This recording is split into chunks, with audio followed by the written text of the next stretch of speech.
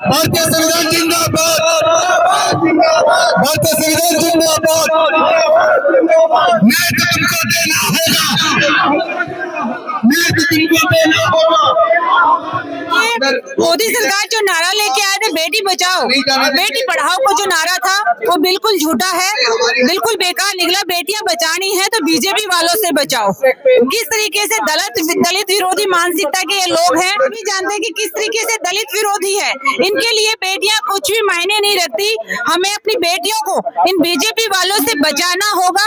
आपने देखा होगा अभी कुछ दिन पहले जो घटना हुई है मेरठ में, वो किस तरीके से माँ अपनी बेटी को बचाने के लिए आगे आती है, लेकिन ये बेटी विरोधी वाली मानसिकता के जो लोग बैठे हैं, ये बेटी को अगवा करके ले गए, माँ को दिन दहाड़े मार दिया गया।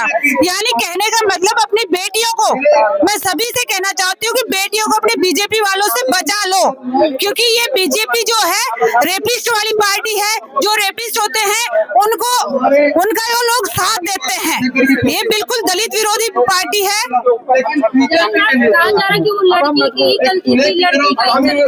देखिए, हम ये चाहते हैं कि जांच हो, बगैर जांच किए वो इस फैसले पे कैसे पहुंच जाती है सरकार?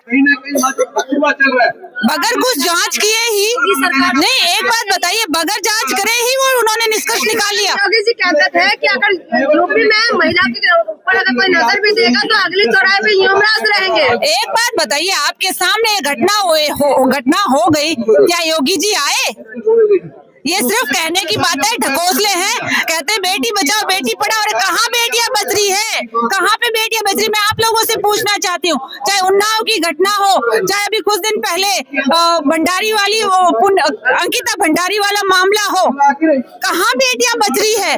कहाँ योगी के न वो कहते हैं इस जगह जगह पे ये वो खड़े हैं, कहाँ है? लेकिन मैडम लगातार जो है बीजेपी लगातार तो दावा करते हैं ना कि बेटी बचा रहे हैं, बेटी पढ़ा रहे हैं। देखिए, दावा करना तो दुनिया के सामने कि किस तरीके से बेटियों को नोच के खा रहे हैं वो लोग। कहाँ बेटियों का दावा है उनका? वो दलित विरोधी है, महिला विरोधी है, जो महिलाओं को सरेआम वो करते हैं। कहाँ से महिला विरोधी लगते हैं आपको? महिला विरोधी है, खुले आम बेटियों को बिल्कुल भी वो नहीं समझते कि बेटियां हैं। जो माँ उसको बचाने आती है अपनी बेटी को, माँ की हत्या करके भाग जाता है, और सरेआम सबको सबूत भी दे दिया, वो कौन लेके गया अपराधी को, नाम तक भी दे दिया, फिर भी नहीं पकड़ पा रही पुलिस, फिर भी प्रशासन नहीं पकड़ पा रहा। दलित बेटी है इसीलिए, दलित बेटी है इसीलिए, दलित बेटी है, दलितों का तो हमेशा विरोध करती रही है। दलितों पर तो अत्याचार होते रहे। बीजेपी जो सरकार है ये दलितों की विरोधी है, दलित विरोध पार्टी है ये। आप लोगों को ऐसा क्यों लगता है मैडम? वो तो कहते हैं कि भेदभाव नहीं है। नहीं, भेदभाव सरेआम है, भेदभाव सरेआम है। जितने भी जो अपराध होते हैं वो सिर्फ SC ST पर, इन पे दलितों पर ही होते हैं। आप क्या चाहते हैं मैडम? क्या हम सिर्फ ये चाहते हैं कि जो हत्याएं हुई है, उसकी माँ की जो बेटी किडनैप हुई है, हमें सिर्फ जांच चाहिए, और जो दोषी है उसको कड़ी से कड़ी सजा मिलनी चाहिए। दोषी को तो पकड़ लिया है ना, सजा कहाँ मिली है? बेटी कहाँ मिली है? बेटी कहाँ है?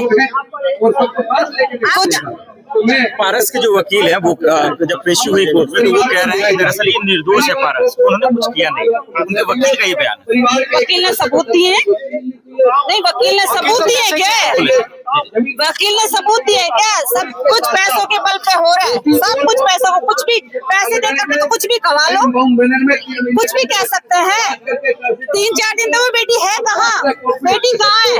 माँ की हत्या कर दी गई, बेटी का पता नहीं चल रहा। पैसे देके तो कुछ भी करवा सकते हैं, कुछ भी करवा सकते हैं। फिलहाल मिल गई है, बेटी मिल चुकी है, लेकिन माँ का क्या? 3-4 दिन तक कहाँ थी वो बेटी? 3-4 दिन तक कहाँ थी? इतने दिन तक प्रशासन था कहाँ? योगी सरकार कहाँ थी? इतने दिन तक फिलहाल से क्या मतलब?